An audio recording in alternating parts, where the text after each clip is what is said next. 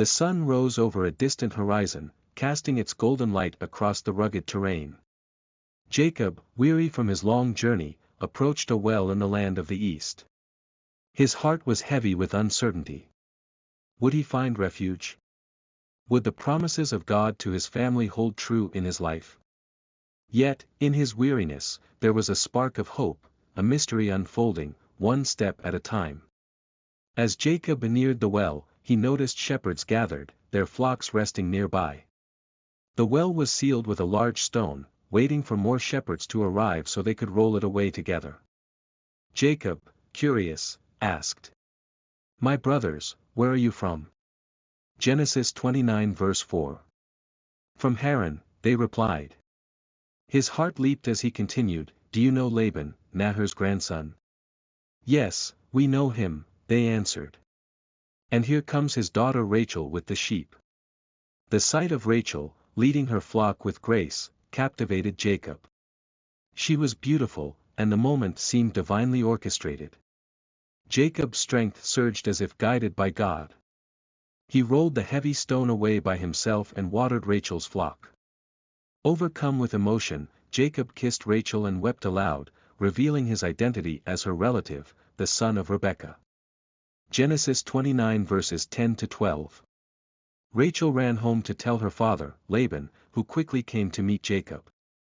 Laban embraced him, welcomed him into his house, and listened to his story. After a month, Laban offered Jacob work, saying, "You shouldn't work for me without pay just because we are relatives. Tell me what your wages should be." Genesis 29 verse 15. Jacob, already smitten with Rachel, declared, "I will work for you 7 years in return for your younger daughter Rachel." Laban agreed, saying, "It's better that I give her to you than to someone else. Stay here with me." The 7 years Jacob worked seemed but a few days because of his love for Rachel. His heart was set on her, and his labor was filled with purpose. Genesis 29 verse 20. When the time came for Jacob to marry Rachel, he said to Laban, "Give me my wife. My time is completed, and I want to make love to her." Laban prepared a great feast and invited everyone. However, as night fell, he deceived Jacob. Instead of Rachel, he brought Leah, his older daughter, to Jacob. Under the veil of darkness, Jacob did not realize the deception until morning. Angrily, Jacob confronted Laban, "What is this you have done to me? I served you for Rachel, didn't I? Why have you deceived me?" Genesis 29 verse 25. Laban replied cunningly, "It is not our custom to give the younger daughter in marriage before the older one. Finish this week with Leah, and I will give you Rachel as well, in return for another 7 years of work." Though betrayed, Jacob agreed, for his love for Rachel was unwavering. A week later, Jacob married Rachel, fulfilling his heart's desire. Laban, true to his word, gave her to Jacob, but Jacob's household became one of tension.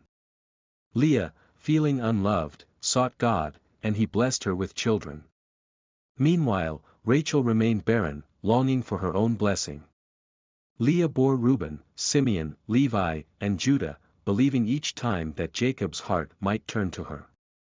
Genesis 29 verses 31 to 35, the chapter ends on a poignant note, highlighting the struggles within the family and the unfolding of God's plan, even through human imperfections. Genesis 29 is a tale of love, perseverance, and human frailty. It reminds us of God's sovereignty even in the midst of deception and heartache. Jacob's journey reveals the complexities of relationships but also the steadfastness of a heart driven by love and faith in God's promises.